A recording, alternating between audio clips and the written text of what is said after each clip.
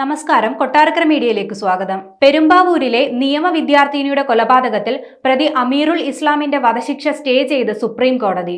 കേരള ഹൈക്കോടതി വിധിക്കെതിരെ അമീറുൽ ഇസ്ലാം നൽകിയ ഹർജിയിലാണ് സുപ്രീം കോടതിയുടെ ഉത്തരവ്. ജസ്റ്റിസ് BR ഗവായ് അധ്യക്ഷനും സഞ്ജയ് കരോൾ, KV വിശ്വനാഥൻ എന്നിവർ അംഗങ്ങളുമായ ബെഞ്ചാണ് ഹർജി തീർപ്പാക്കും വരെ വധശിക്ഷ സ്റ്റേ ചെയ്തത്. പ്രതിയുടെ മനഃശാസ്ത്ര സ്വഭാവ സർട്ടിഫിക്കറ്റ് ഹാജരാക്കാനും കോടതി നിർദ്ദേശിച്ചു. തൃശൂർ മെഡിക്കൽ കോളേജ് സൂപ്രണ്ടിന്റെ നേതൃത്വത്തിൽ പ്രത്യേക ബോർഡ് രൂപവൽക്കരിച്ച് പ്രതിയുടെ മാനസിക പരിശോധന നടത്തി മെഡിക്കൽ റിപ്പോർട്ട് സമർപ്പിക്കാനാണ് കോടതി ഉത്തരവിട്ടിരിക്കുന്നത്. കൂടാതെ അമീറുൽ ഇസ്ലാം തടവിൽ കഴിഞ്ഞിരുന്ന ജയിലുകളിൽ നിന്നുള്ള റിപ്പോർട്ട് നൽകാനും കോടതി നിർദ്ദേശിച്ചു. കേസിൽ അന്തിമ ഉത്തരവ് വരുന്നതുവരെയായിരിക്കും സ്റ്റേക്ക് പ്രാബല്യമുണ്ടാവുകയെന്ന് കോടതി വ്യക്തമാക്കി. സ്റ്റേ സംബന്ധിച്ച ഉത്തരവ് സംസ്ഥാന സർക്കാർ അഭിഭാഷകൻ മുഖേന ജയിൽ സൂപ്രണ്ടിന് കൈമാറാനും സുപ്രീം കോടതി നിർദ്ദേശിച്ചു.